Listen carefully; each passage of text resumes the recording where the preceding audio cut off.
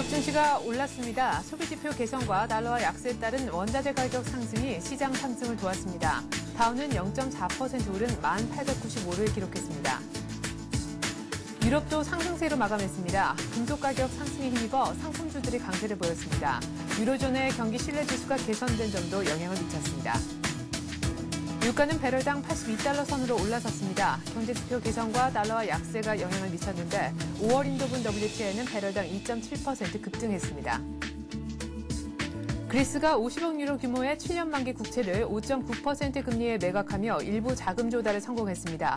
그리스의 국채 발행은 EU와 IMF가 이른바 비상지원 패키지에 합의한 이후 처음 있는 일입니다. 미국의 2월 소비 지출이 전월비 0.3% 증가해 5개월 연속 증가세를 이어갔습니다. 다만 2월 개인 소득은 전월과 동일했습니다. 유로존의 3월 경기 신뢰지수가 최근 2년 내 가장 높은 수치까지 상승했습니다. 전월에 95.9에서 97.7로 올랐으며 시장 전망치도 웃돌았습니다.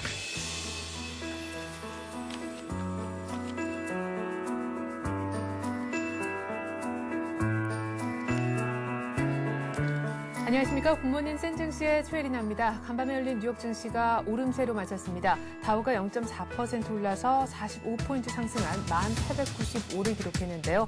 미국의 2월 소비 지출이 5개월 연속 증가한 것도 호재였지만 그리스가 50억 유로에 달하는 국채 발행에 성공했다는 소식이 유로와 강세, 달러와 약세를 이끌면서 원자재 상품주가 강세를 띈 것도 특징이었습니다. 유로존 내에 있는 경제 지표도 꽤 괜찮은 결과를 내놓았는데요. 보다 자세한 글로벌 증시 전문가와 함께 알아보겠습니다. 대우증권 신천지점의 최정무 대리와 함께하겠습니다. 안녕하세요. 안녕하십니까? 네. 자, 일단 뉴욕 오름세로 끝이 났고 유럽도 분위기가 괜찮았던 것 같은데요. 큰 그림부터 좀 윤곽 정리를 부탁드리죠. 네. 미국 마감 시황 한번 살펴보겠습니다. 미국 시장은 소비지표 개선하고요. 더불어 달러와 약세에 따른 원자재 가격 상승으로 다우, S&P, 나스닥 3대 지수 모두 상승 마감했습니다. 먼저 경제지표로 발표된 6월달 개인 소비지출이 5개월 연속 증가세로 나타난 점이 호재로 작용하면서 상승 출발했고요. 유럽 쪽에서도 좋은 소식이 좀 들려왔습니다. 유로존 경기 신뢰지수가 호조세를 나타내면서 유로화 강세, 달러 약세를 보여줌에 따라 상품 선물 시장에서 유가 상승과 금속 가격이 랠리를 펼치면서 알코아, 엑슨모빌 등 에너지 원자재 관련 업종이 강세를 보였던 점도 주식시장의 상승을 도모하면서 마감을 했습니다. 네. 자, 일단 지표 먼저 좀 챙겨보기로 하죠. 미국의 2월 개인의 소비 지출 그리고 개인 소득 이렇게 두 가지 지표가 발표가 됐는데 특별히 소비 지출 쪽이 증시에 큰 도움이 됐던 것 같아요. 네, 맞습니다. 네. 상승했던 주요 원동력이었던 것 같은데요. 네. 미 경제에서 소비가 차지하는 비중이 70%에 달하기 때문에 이번에 발표된 개인 소득, 개인 소비 지출 지표에 좀 관심이 좀 많이 집중이 됐었습니다. 최근 제조업 중심의 경제 펀더멘탈 회복이 비제조업까지 확산되면서 고용 시장 회복과 그에 따른 소비 증가가 예상되어 개인 소득과 개인 소비가 전월비 개인 소득은 0.1%, 개인 소비 지출은 0.3% 정도 증가할 것으로 예상됐었는데요. 네. 개인 소득은 전월비 동일했고요. 개인 소비는 0.3% 증가해서 예상치 부합하면서 개인 소비 지출은 한 5개월 연속 증가세를 이어갔기 때문에 네. 지수 상승에 일조한 것으로 보입니다. 최근에 전자제품 판매 급증이라든지 식료품, 주류 분야 등 전방위로 지금 소비가 지금 골고루 증가하고 있기 때문에 이런 가계 부분의 소비 이력이 점진적으로 좀 확대되는 것으로 해석되고 있습니다. 네. 또 보니까 미국의 부자들이 지갑을 열었다라는 조사도 있더라고요. 명품의 매출 성장률이 일반 유통업체를 웃돌았다고 하니까 미국의 소비 경기가 확실히 좀 회복되고 있는 것 같습니다. 자, 그리고 그리스가 50억 유로의 국채를 발행한다라고 해서 이것이 과연 얼마만큼 인기리에 발행에 성공을 할 수 있을까 기대를 했었는데요. 결국 꽤 좀 높은 조달 금리가 매겨지긴 했었습니다만은 발행에는 성공하는 모습이었어요. 네. 네. 어느 정도 금리에 50억 유로 정도 자금 조달에 성공한 겁니까? 예. 이번에 발행했던 그리스 국채는 가상금리가 한 3.2% 정도 네. 붙어가지고 그렇게 발행이 된 걸로 알고 있고요. 네. 예. 이번에 50억 유로의 국채가 일단 성공률이 일단 발행이 됐으니까 네. 그에 따라 가지고 지금 유로화 강세, 달러 네. 약세, 상품 시장 강세까지 이래 가지고 유럽 시장 전반적으로 좀 상승을 좀 해줬던 것 같습니다. 네. 자, 그리스가 7년 만기 국채 50억 유로어치를 매각에 성공을 한 것인데요. 이른바 IMF와 EU가 힘을 합쳐서 그리스를 돕겠다라고 얘기를 한 이후에 처음 있는 일이어서 더 의미가 있었던 것 아닌가 싶습니다. 오는 4월과 5월 중에 약 200억 유로의 채무 또 상환이 기다리고 있으니까요. 또 다음 계속해서 벽이 좀 기다리고 있는 것 같은데 이런 분위기라면은 계속해서 채무를 상환하는 것도 어려운 일은 아닐 것 같다는 생각이 듭니다. 확실히 이제 그리스 문제는 좀 잦아드는 듯한 그런 모습이 나타나고 있는 것 같네요. 자, 그리고 이제는 좀 아시아 얘기를 해볼까 합니다. 어제 중국 상해종합지수가 좀 많이 올랐습니다. 2달여 만에 3,100선을 회복을 했는데요. 그 중심에는 어떤 이야기가 있을까요? 일단 뭐 중국 시장 이틀째 좀 많이 올랐거든요. 네. 중국 시장 하면 뭐 해외 펀드 대명사죠. 이쪽 뭐 중국 펀드 쪽 뭐 말도 많고 탈도 많았던 네. 중국 펀드거든요. 뭐 네. 최근에 굉장히 좀 갑갑한 지루한 장세를 좀 거듭됐었는데 뭐 이번에 좀 이틀 동안 많이 올라주면서 많은 중국 해외 펀드 가입자분들도 뭐 최근에 시장 상승을 좀 반기실 것 같은데 네. 한번 짚어보는 것도 좀 필요할 것 같습니다. 일단 네. 중국 마감 시황을 한번 정리 한번 해볼게요. 네. 상해 종합주가지수가 최근에 뭐 3,000선 중심으로 지루한 등락만 한 2달째 거듭해오다가 이틀간 큰 폭 상승세로 2달 만에 3,100선을 회복해서 3,123.80에 마감했습니다. 대형은행주, 중국 이은행, 건설은행하고요, 국영 네. 석유회사, 아시아 최대 정유회사인데요. 이쪽 시노팩, 이런 쪽에서 잇따라 호실적을 내놓으면서 시장 상승을 주도했고요. 네. 새로 도입되는 지수 선물, 이 지수 선물 용어가 CSI 300인데요. 네. 이쪽 거래가 증권업체들의 매출과 영업이익 개선에 일조할 것이라는 기대가 나오면서 증권주도 오름폭을 확대하면서 시장 전체적으로 큰 폭 상승 마감했습니다. 특히 CSI 300 지수에서 비중이 높은 은행, 증권업종은 2, 3%대 상승으로 지수 상승을 이끌어줬습니다. 네. 한편 뭐 상하이 종합주가지수는 3,100선을 넘어선 게 지난 1월 22일 이후 2개월여 만에 기록을 했습니다. 네. 자, 일단 대형 은행 그리고 정유업체의 실적 개선에 힘입어서 또 4월 중순쯤 해서 지수 선물 시장이 개장한다라는 소식에 힘입어서 2달여 만에 3,100선을 회복하는 중국장의 어제 모습 정리를 해주셨는데요. 한간은 이제 신용 거래 쪽도 4월부터는 허용하겠다 이런 내용이 네, 있지 맞습니다. 않습니까? 네. 지수 선물 시장 개장과 더불어서 앞으로 중국 증시가 조금 더 탄력을 받을 수도 있겠구나 싶은데 우리 증시는 어떤 영향을 줄까요? 이쪽 우리 정치에 큰 영향을 줄 거라고는 생각은 안 되고요. 네. 일단 중국 내에서 이제 이런 이슈가 되지 않나 하는데 다만 이제 중국 쪽이 이런 이제 신용 거래가 도입되고 이래가 주식 시장이 상승을 좀 해주게 되면 네. 아무래도 우리 쪽도 뭐 중국 관련주라든지 뭐 예를 들어 뭐 중국 시장에 올라가면 뭐 저희 정시에도 조금 전반적으로 좀 우호적인 환경이 좀 조성되지 않을까 생각됩니다. 네. 중국 쪽에서는 뭐 결론부터 말씀드리면 이번 지수 선물 도입으로 뭐 시가총액 대형주들 거래 물량이 늘어나면서 네. 뭐 증시에 좀 우호적인 여건을 만든 것으로 보입니다. 뭐 최근에 중국 정부가 부동산 대출 규제하고요, 은행 관련 규제책, 뭐 최근에 잇따라 지급 준비율을 뭐 인상을 했지 않습니까? 네. 뭐 이런 규제책이 발표되면서 정시의 불안감을 굉장히 좀 많이 주었는데요. 뭐 그렇다 보니까 3,000선 주변에서만 좀 지루한 행보를 좀 해줬던 실정입니다. 네. 그런데 이번에 뭐 중국 쪽에서 긴축 정책들이 정시 조정을 이제 가져오니까 이를 우려를 해서 뭐 정부 측에서 정시 부양책을 좀 마련한 것으로 판단이 됩니다. CSI 300 지수 일단 용어를 한번 살펴보면요. CSI는 중국 정권지수 유한공사 명칭입니다. 뭐 중국 주가지수 산정기구인데요. 네. 중국 본토 시장에는 두 개의 시장이 존재합니다. 시청자분들이 잘 아시는 뭐 상해 종합지수 네. 있고요. 뭐 심천지수 있거든요. 뭐 한간에는 뭐 선전지수라고 하는데 그렇죠. 네. 이쪽 상해지수하고 선전지수 이쪽 대표 종목 300개를 묶어가지고 통합주가지수로 묶은 게 이제 CSI 300 지수입니다. 한국의 코스피 200 이게 또 뭐 거의 뭐 흡사한데요. 네. 한국의 뭐 코스피 200은 거래소 200 종목을 묶어가지고 그렇죠. 예, 산출한 지수인데 좀 뭐 주가지수 선물 거래하고 중국하고 흡사합니다. 차월물 하나 거래가 되고요. 그리고 분기월물 3개가 이렇게 시작이 되거든요. 그러니까 네. 5월물 4월 달에 개장을 하니까 5월물, 6월물, 9월물, 12월물 이렇게 네. 시작이 됩니다.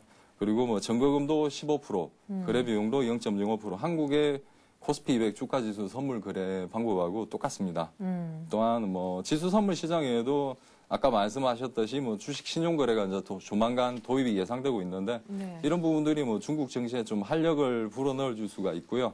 그리고 뭐 금융 시스템 선진화 뭐 이런 도약 측면에서 긍정적 평가를 받았던 점이 중국 시장 급등 배경으로 좀 작용을 했던 것 같습니다. 네. 뭐 결론적으로 중국 측이 이번 지수 선물 도입하고 주식 신용거래 도입은 증권시장 유동성이 풍부해졌기 때문에 주식시장에 좀 한 단계 성숙될 것으로 기대되기 때문에 시장에 좀 긍정적으로 작용을 할 것 같습니다. 다만 뭐 아시다시피 뭐 신용거래 도입 초기에 거래량 증가와 뭐 매수력 확대로 뭐 증시 상승에는 긍정적인데 과도한 레버리지 사용은 뭐 지수 하락기에 리스크가 높아져가지고 시장 변동성 확대 가능성도 있다는 점도 염두를 좀 해둬야 될 것 같습니다. 뭐 이 문제는 뭐 중국뿐만 아니라 우리나라 그렇죠. 증시에도 뭐 똑같이 좀 적용될 수 있는 부분입니다. 예. 예. 자, 이렇게 해서 어제 아시아 증시 중에서도 특별히 좀 눈여겨볼만 했었던 중국 증시, 그리고 그 뒷면에는 이슈까지 한번 짚어보았습니다. 이제 다시금 간밤에 있었던 글로벌 증시, 뉴욕 증시 쪽을 이제 끝을 내고요. 유럽도 얘기를 좀 해봐야겠는데요. 유럽 자체적으로도 경제 지표가 하나 발표가 됐습니다. 16개국을 한데 지금 모아놓은 유로존의 경기 신뢰 지수가 발표가 됐는데 2년 내 최고치를 기록했다면서요? 네, 맞습니다. 예. 네.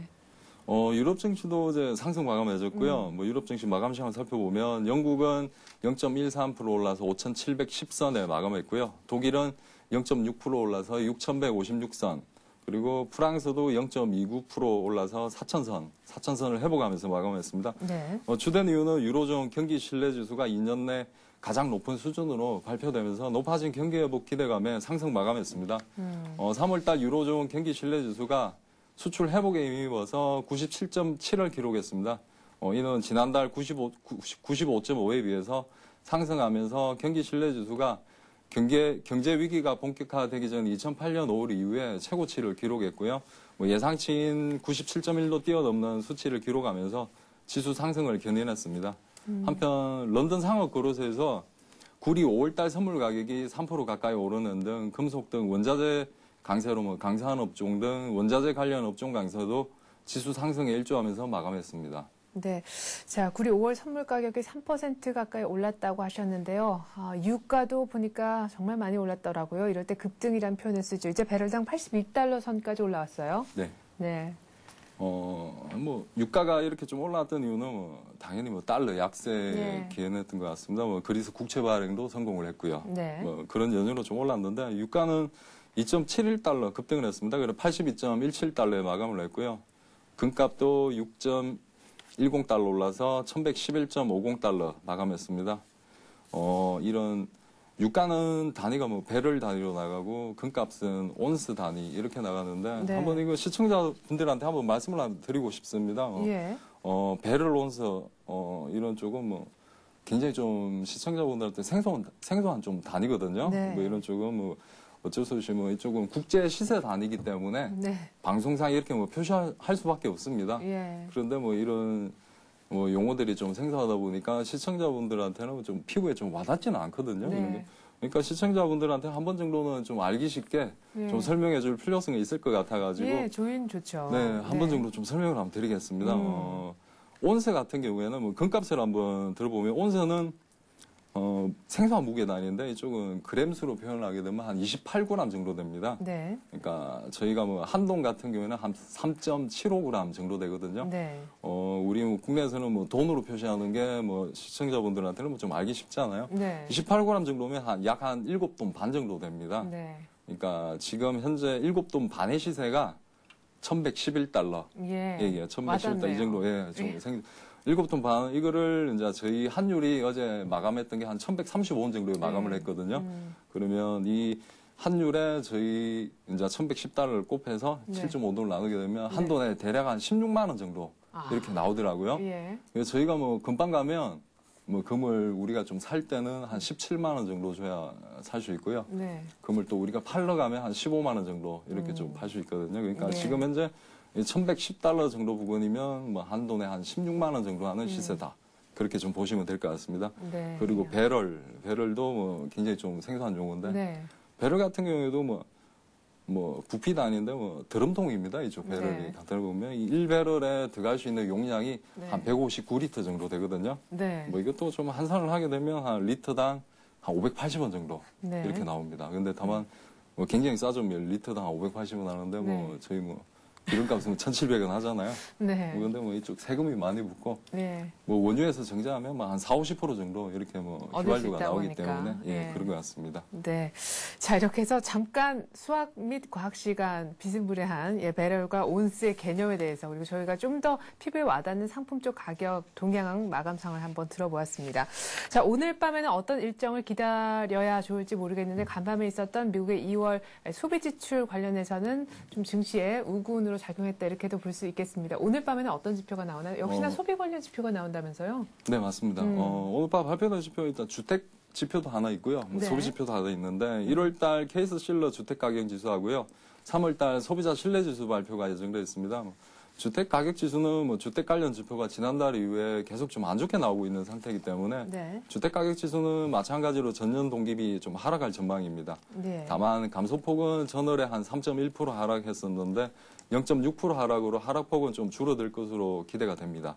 반면에 뭐 소비자 신뢰 지수는 미국 경제가 최근에 제조업 중심으로 펀더멘탈 회복세를 보여주고 있기 때문에 전월 46에서 50 정도로 가계 소비 심리는 완만하게 개선될 것으로 보여집니다. 네, 이렇게 해서 오늘 글로벌 증시 정리는요. 대우증권 신천지점 최종무 대리와 함께 해봤습니다. 말씀 잘 들었습니다. 감사합니다.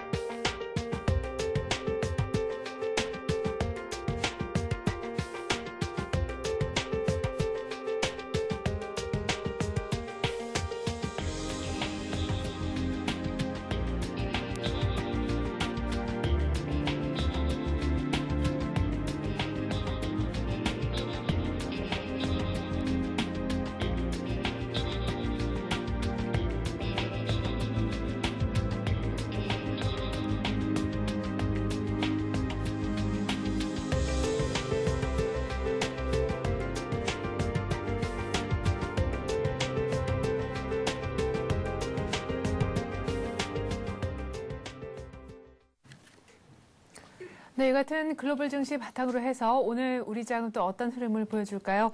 한국투자증권 잠실 신천지점 최철원 대리와 함께 오늘 장 전망해보는 시간 갖겠습니다. 안녕하세요. 네, 안녕하십니까. 네. 자, 어제 초기암 침몰이라는 안 좋은 악재를 만났음에도 불구하고 아직 뭐 이렇다 할 원인 규명이 이루어지진 않았지만 어제 종가 기준 5포인트 정도만 하락하면서 그래도 1690선은 지켰던 우리 증시였습니다. 오늘은 어떤 흐름이 나올까요? 일단 뉴욕하고 유럽은 분위기가 괜찮은데요. 예, 아무래도 해외 증시가 분위기가 괜찮았기 때문에 오늘은 상승적으로 좀 이어가면서 오늘 1700을 좀 돌파하는 그런 장세가 좀 나오지 않을까 좀 예측을 좀 해보겠습니다. 네. 지금 최근에 뭐 12일 연속 외국인들의 매수가 계속 유지가 되고 있기 때문에 네. 우리 시장에서는 수급 여건상에서는 그렇게 나쁘지 않은 조건이 지금 형성이 돼 있는 상황이고 시장의 주도주로 역할을 했었던 IT 자동차가 어제도 뭐 하이닉스나 LG 디스플레이 이런 것들이 올라와 주면서 지금 주도 역할을 해내고 있는 모습이 네. 이번에는 1700 오늘 정도에서 한 1700 정도를 좀 돌파하는 이런 시기가 좀 나올 것 같습니다. 그리고 지금 한 두 번 정도 1699포인트까지 장중에 올라갔다가 네. 1700을 심리적으로 좀 저항을 좀 받으면서 돌파를 못하고 다시 1690선을 좀 지켜내는 모습을 좀 나타냈었는데 네. 오늘 아마 1700포인트를 좀 돌파하는 종가하단 좀 돌파를 할 수 있는 그런 여건들이 만들어진 상황이기 때문에 네. 오늘 한번 그런 걸 기대를 해보면서 시장을 좀 대응을 해보시면 어떨까 한번 말씀을 드리겠습니다. 네. 자, 그렇다면 오늘 내로 1700 돌파가 가능할 것이다 라는 말씀이신데 사실 1700 돌파를 하려고 1699까지 올라가 보면 꼭 막는 세력이 바로 기관 아닙니까? 쭉 사다가도 1700만 보면 바로 뒷걸음질 친단 말이죠. 네. 1700이 오늘 뭐 돌파가 된다고 할지라도 그 향후 1700이란 지수를 넘어선 다음이 또 문제일 것 같은데요. 1700이 아마 돌파가 되게 되면 펀드 환매에 대한 지금 시장에서는 그런 리스크들이 지금 준비가 좀 돼 있습니다. 환매 물량들이 좀 많이 나올 거라는 시장의 예측이 좀 있긴 있는데 만약에 1700을 오늘 같은 경우에 장대 양봉이 나오면서 1700을 종가상 돌파를 하게 되면은 네. 펀드 환매에 대한 우려가 약간 좀 희석이 될 가능성이 좀 있지 않을까. 외국인들이 지금 이렇게 연속적으로 좀 매수를 해주고 있는데 굳이 개인 투자자분들이 시장이 조정이 있을 거라고 생각을 하면서까지 펀드를 좀 환매하는 이런 전략들은 한번 다시 한번 고려를 해볼 수 있는 상황이 될 것 네. 같기 때문에 펀드 환매에 대한 물량만 좀 소진이 되고 줄어들 여력이 좀 생기게 되면은 시장은 1700은 이제는 바닥 다지가 다 진행이 되면서 네. 지지선으로 좀 바뀌어갈 수 있는 그런 상황이 좀 되지 않을까 이렇게 좀 전망을 좀 해보겠습니다. 네. 자, 그러면은 1700은 일단 뭐 오늘이든 조만간 넘길 것 같고 1700 넘기면 오히려 펀드 환매는 개인들 측면에서 주춤해질 수도 있다. 그렇다면 더 갈 수 있다는 건데 지금 조금 더 시각을 넓혀서 말이죠. 이제 3월도 거의 끝물입니다. 4월 얘기를 간단하게나마 해보고 싶은데 어제 이제 각 증권사별로 지수대 전망이 쫙 나왔단 말이죠. 네. 보통 뭐 하단은 1600 정도를 좀 견고하게 보시는 것 같고 상단에 약간 차이가 있지만 많게는 1800까지 평균적으로 1750 정도는 부르셨는데 무조건 3월보다 좋아진다 이렇게 보면 되는 건가요? 아무래도 4월 달은 이제 실적 시즌이 본격적으로 좀 시작이 될 거기 때문에 실적 관련 대형주들에서 장을 좀 견작이 받쳐주면 3월 달보다는 조금 더 좋은 시장이 좀 계속 지속이 좀 될 가능성이 있을 것 같습니다. 네. 지금 1월 달 고점을 찍어 놓고 지금 2, 3월 달에 기간 조정을 지금 잘 진행을 과정을 좀 거쳐왔기 때문에 네. 4월 달에 실적 시즌이 시작이 되면서 대형주들을 좀 필두로 해서 좀 장을 조금 더 올려놓는 한 단계 레벨업 시켜놓고 지금 4월 달 시장이 좀 연속적으로 좀 이어질 가능성이 있으니까 장은 3월 달보다는 조금 더 긍정적인 시각을 가지고 4월 달 한번 기대를 해보셔도 그렇게 나쁘진 않은 전략이 좀 될 수 있을 것 같습니다. 그러면 3월보다 4월은 확실히 기업 펀더멘털 측면에서 실적이 좋게 나올 것이다라는 말씀이셨고 대외 변수라든가 수급적인 측면은 어때요? 지금 외국인들이 지금 환율이 지금 하락세가 기조적으로 좀 이어지면서 외국인들이 지금 매수가 계속 유지가 되고 있기 때문에 외국인들이 매도세로 전환이 되지 않으면 시장의 수급은 그렇게 나쁘게 변할 이유는 없습니다. 지금 개인분들이 지금 단기 매매를 좀 병행을 좀 하고는 있지만 시장에서 가장 걱정을 하는 부분들이 기간의 지금 매도세, 네. 기간의 지금 매도 물량에 대한 시장 걱정이 좀 있긴 있는데 이런 부분들이 1700을 넘어가서 외국인들이 계속적으로 매수가 유입이 되고 있는 게 시장에서 확인이 되면 네. 기간 쪽도 이제는 매도 포지션에서 약간은 매수 포지션을 좀 돌아갈 수 있는 그런 시그널이 좀 나올 수가 있는 부분이라서 예. 기간의 매수세도 한번 기대를 해보고 그러면 4월달 증시는 충분히 3월보다는 좀 좋은 증시 1700 위에서 좀 이어갈 1700 윗선에서 계속 조금 이어질 수 있는 그런 환경들이 좀 만들어지지 않을까 한번 그렇게 좀 예측을 할 수가 있겠습니다. 네. 그러면은 끝으로 이것만 더 여쭤보죠. 4월 코스피 상단은 몇 정도 생각하세요?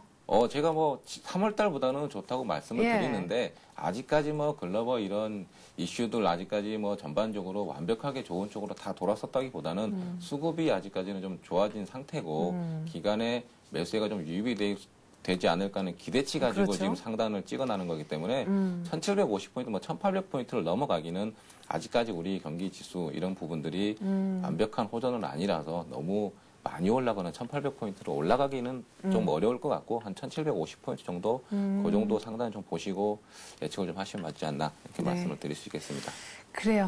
지금쯤 사면은 4월 어쨌거나 뭐 1800까지는 아니더라도 지수가 1750까지 쭉쭉쭉 올라갈 것이다. 이런 좀 희망을 갖고 한번 오늘장을 또 한번 대보자고요. 오늘의 투자 전략 궁금한데 확실히 실적 호전주로 또 압축해야 된다. 뭐 이런 얘기 하시려고 하나요? 예, 아무래도 이제 4월달, 이제 3월달 지금 2거래일밖에 안 남았기 때문에 4월달 장을 준비하면서 종목을 뭐 장기로 좀 대응을 하시는 분들은 이제 뭐 실적 관련들을 천천히 좀 담으셔야 될 것 같고 네. 지금 뭐 단기적으로 대응을 하시는 분들은 1700 지금 돌파함에 있어서는 IT 자동차주가 분명히 시장 주도주로서 돌파를 견인을 할 것입니다. 그렇기 때문에 뭐 하이닉스나 삼성전자, 그리고 LG 디스플레이 이런 IT 자동차, 현대차 포함을 해서 IT 자동차 종목 가지고 단기 매매를 병행을 하시면 될 것 같고 지금 4월달 장 상단을 1750포인트까지 지금 좀 보고 있는 상황이라서 네. 그 정도까지 가게 되면은 지금 최근에 대형주들 종목에서 가격 조정 좀 나와서 기간 조정까지 거쳐주고 있는 종목군들이 있으면 낙폭이 좀 나와서 네. 가격 조정이 좀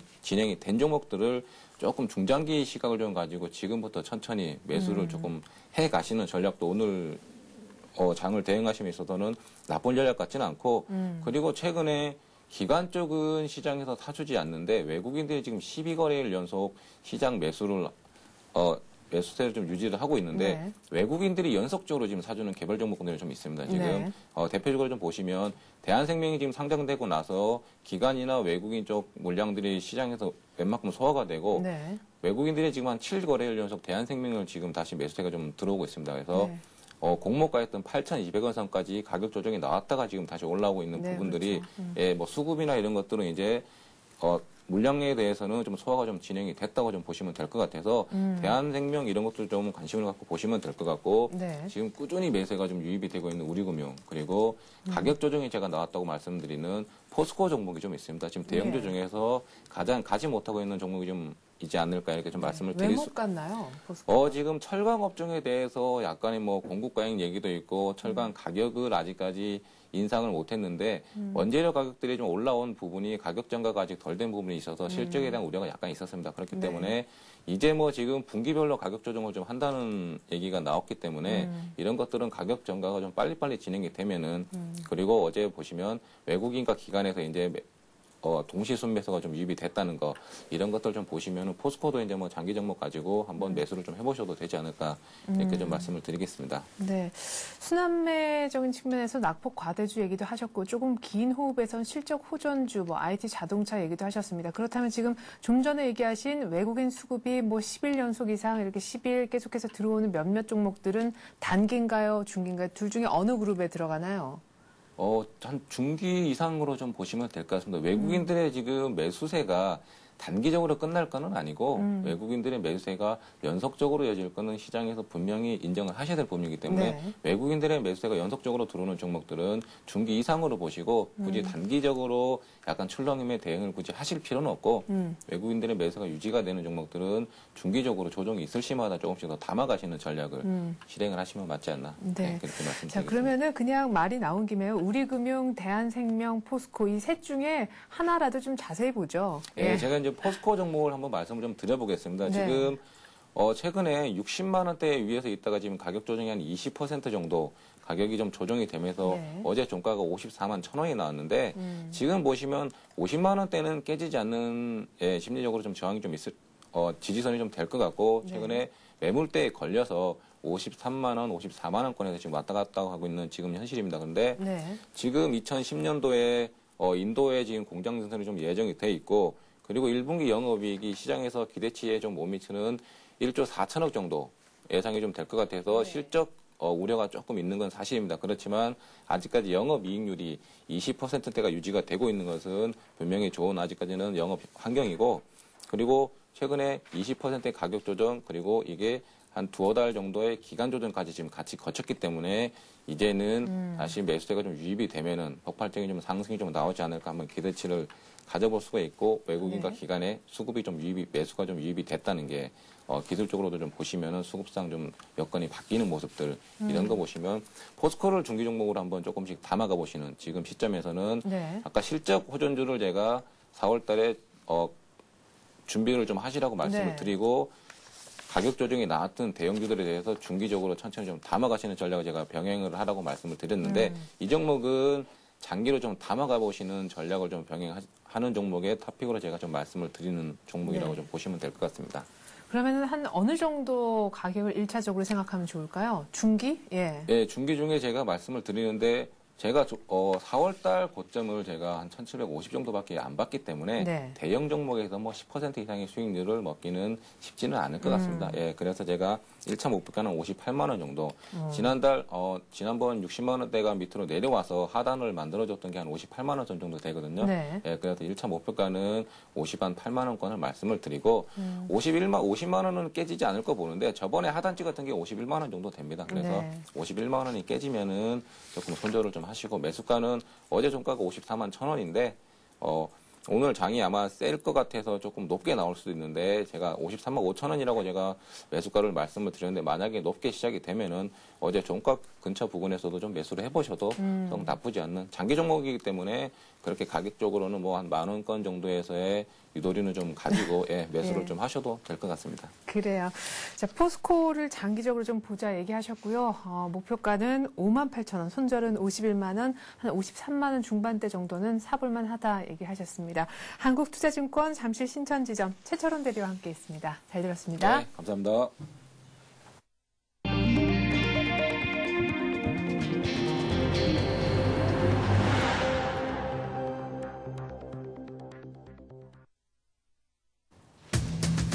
올해 아랍에미리트와 터키 원전, 브라질 고속철 등 대형 프로젝트 수주가 잇따라 추진이 되고 있지만 정작 자금 조달에는 비상이 걸리고 있습니다.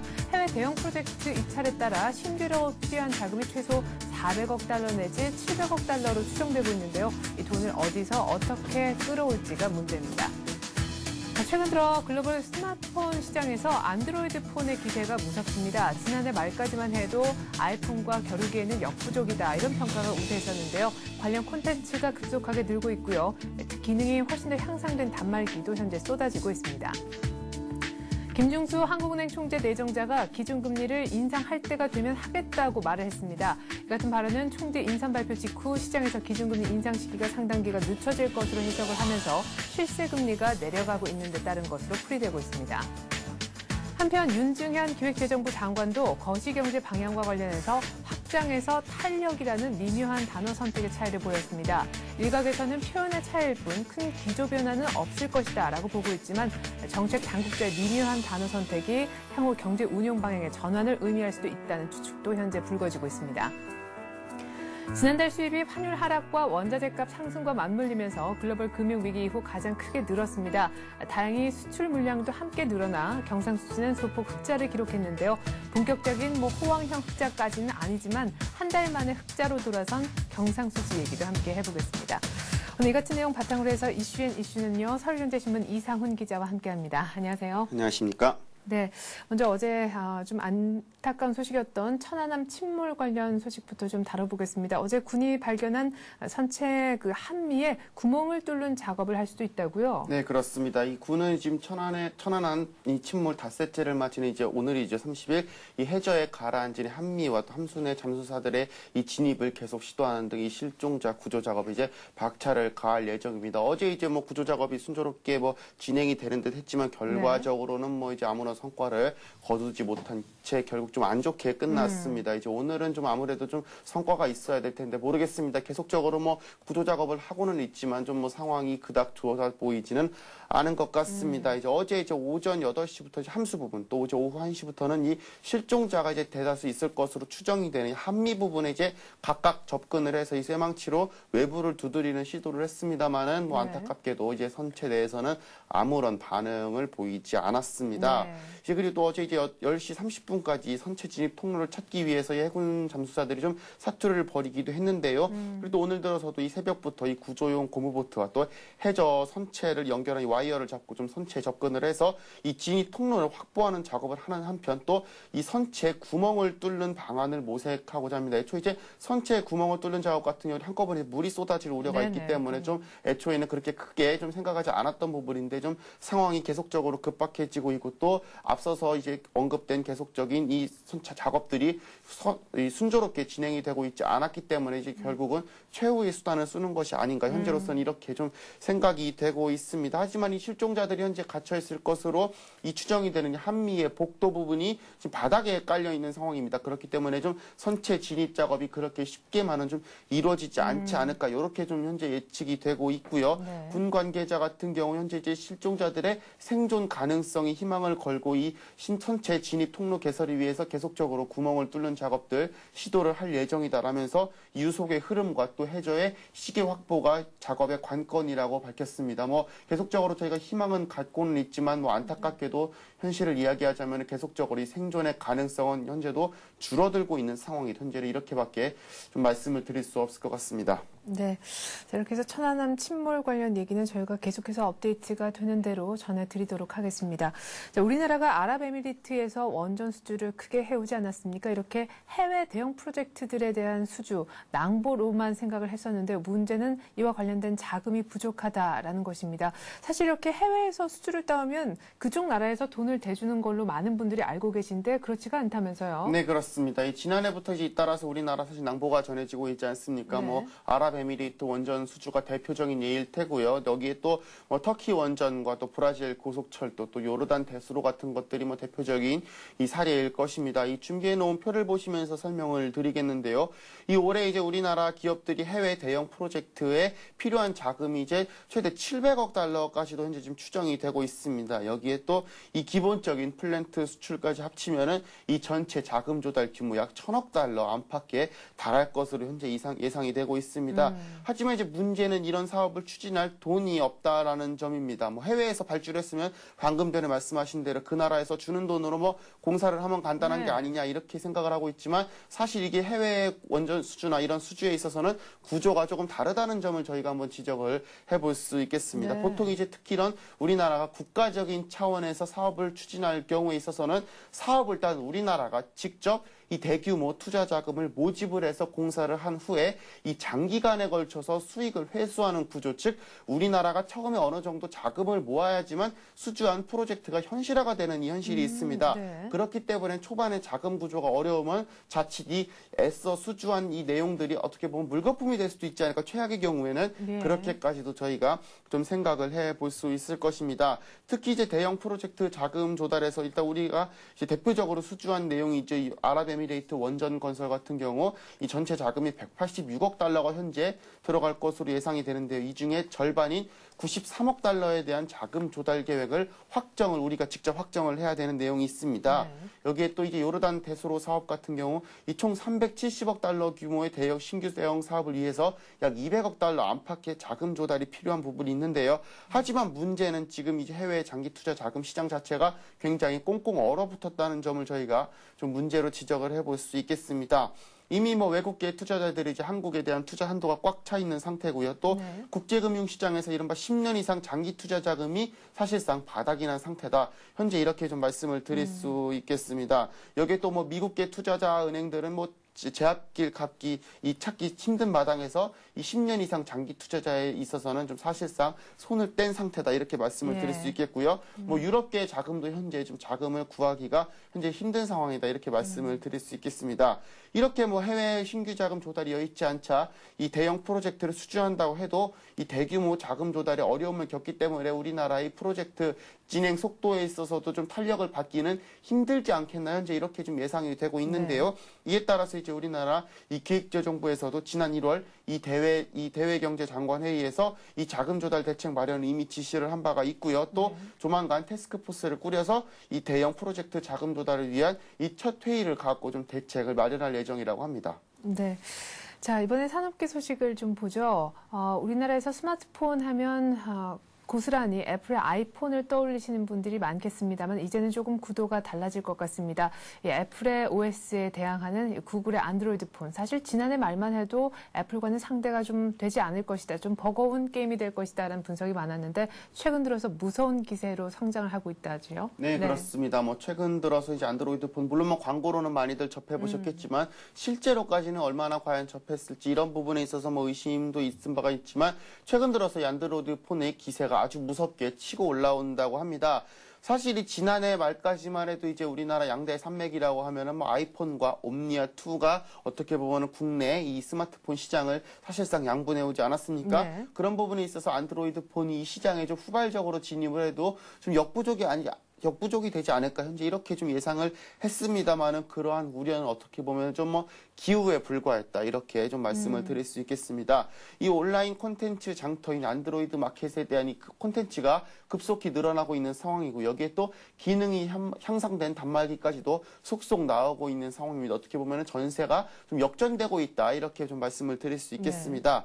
이 안드로이드 마켓 같은 경우 이 보유 콘텐츠 수가 이 최근에 약 39,000개까지 증가를 했다고 합니다. 아직까지는 뭐 아이폰에 비해서 절대수 자체는 적지 않나 이렇게 좀 예상이 되고 있지만은요. 이 지난해 말에 비하면 3개월 만에 콘텐츠가 약 23,000개 이상 어떻게 보면은 뭐 2배 가까이 증가를 했다. 이러한 점을 저희가 뭐 지적을 해볼 수 있겠습니다. 뭐 지난해 7월까지만 해도 1,500개에 불과했다고 하니까요. 이러한 점 얼마나 이 안드로이드 폰 시장이 급진적으로 크게 올라가고 있는지를 저희가 한번 지적을 해볼 수 뭐 있겠습니다. 여기에 또 단말기 판매 부분과 또 이용 비중 역시도 갈수록 커지고 있는 것이 현실인데요. 이 안드로이드 폰의 이 전 세계 스마트폰 시장 점유율 같은 경우 지난해 9월에는 불과 2.5%에 불과를 했지만은요. 올 들어서 7.1%로 이 4개월 만에 3배나 급성장하는 모습들 저희가 좀 한번 지적을 해볼 수 있겠습니다. 여기에 또 미국 같은 경우 이 트래픽 점유율 같은 경우 이 지난달에 24%까지 뛰어올라서 이 아이폰 트래픽 점유율의 약 절반까지도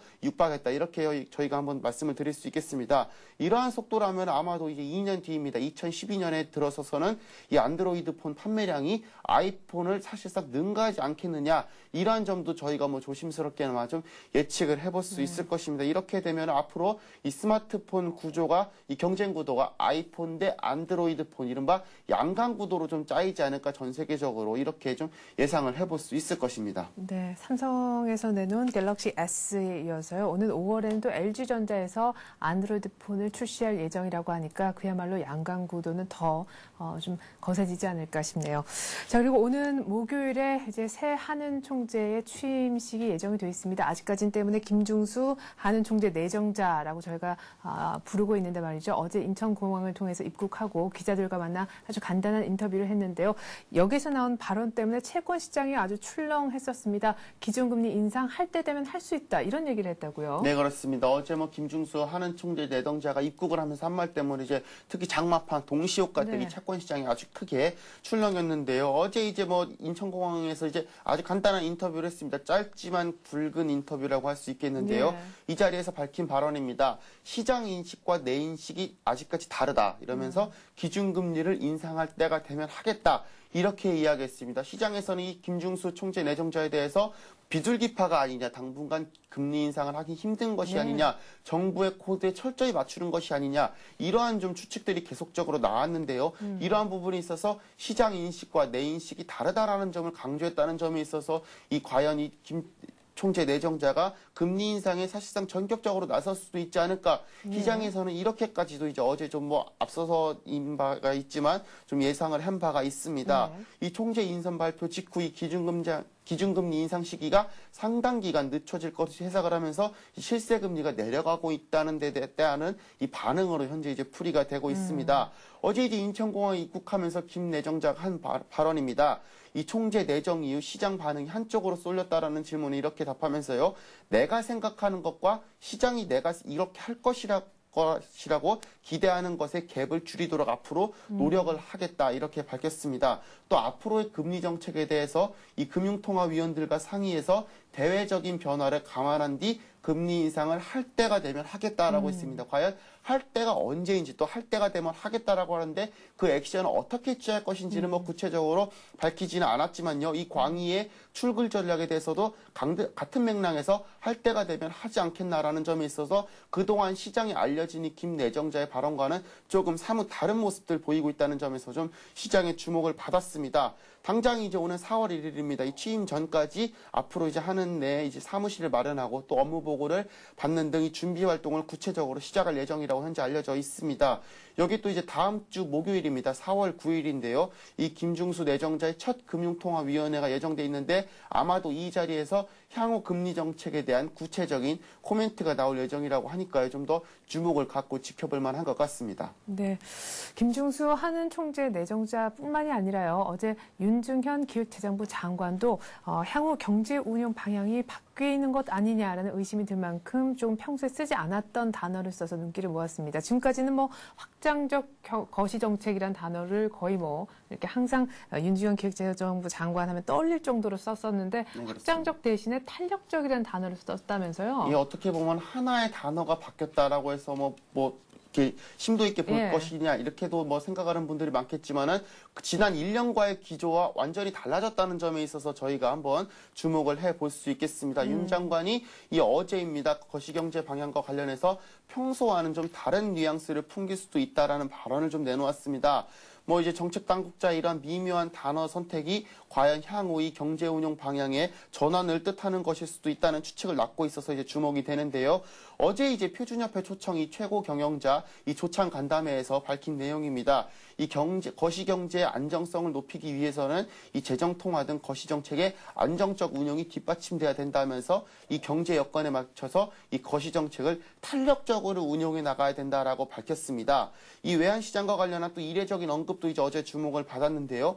이 금융기관의 이 외화 차입과 또 외국인 투자자금 유출입에 대한 슬기로운 대응을 좀 보다 안정된 이 외환시장을 구축 구축하는 일이 앞으로 좀 해결해 나가야 될 중요한 과제다 이렇게 밝혀서 또 주목을 끌었습니다. 이제 두 가지 관점을 저희가 한번 지적을 해볼 수 있겠는데요. 우선 이제 이 경제 운용에 대한 확장적 거시 정책을 유지한다는 일관된 기조에서 이 탄력적이라고 말한 부분에 있어서 저희가 한번 주목을 해볼 수 있겠고요. 또 외환시장에 대한 언급에 있어서는 그동안에 밝힌 내용과 달리 구체적인 사례를 언급했다는 점에 있어서 앞으로 좀 주목을 해봐야 될 것 같습니다. 네. 자, 그리고 우리나라의 경상수지가 한 달 만에 흑자로 돌아섰다라는 소식 아마 들어보셨을 겁니다. 그런데 수출과 수입이 함께 늘어서 오히려 더 반갑지 않았나 싶어요. 네, 그렇습니다. 이 지난달 수입이 크게 늘어난 모습들 보이고 있습니다. 이 환율 하락, 또 경기 회복세, 또 원자재 값 상승이 맞물려서 그랬는데요. 하지만 다행히도 수출도 이제 많이 늘었습니다. 그래서 경상수지 결과적으로는 소폭 흑자를 기록을 했습니다. 이 회복 기조를 보이는 가운데 수출입이 동시 늘었다는 점이 바로 이제 반가운 점이다 이렇게 말씀을 드릴 수 있겠는데요.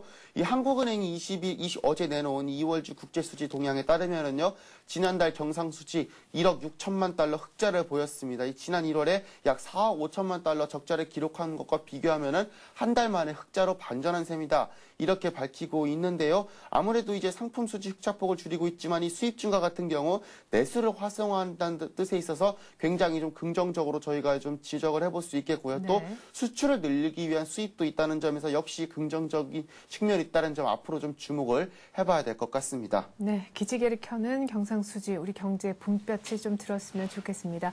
서울경제신문 이상훈 기자와 함께했습니다. 수고 많았습니다. 고맙습니다. 네, 간밤에 열린 뉴욕 증시가 또 올랐습니다. 소비 지표와 유가 강세가 모두 도움이 됐는데요. 유가가 강세를 보일 수밖에 없었던 것, 배럴당 82달러까지 치솟을 수밖에 없었던 이유는요. 그리스가 50억 유로에 달하는 국채 발행에 성공을 하면서 유로화가 강세를 상대적으로 달러화가 약세를 보였기 때문입니다. 이렇게 해서 굿모닝 센증시는 여기서 마치고요. 저는 잠시 후 출발 센증시로 다시 인사드리겠습니다. 고맙습니다.